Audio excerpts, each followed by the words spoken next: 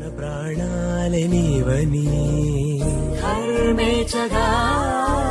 తన మనసంత నీదని అర్థేచగా తన వలపంత నీకని కామేచగా అవధులు లేని ప్రేమకై మోక్షేచగా మూడు ముళ్ళతో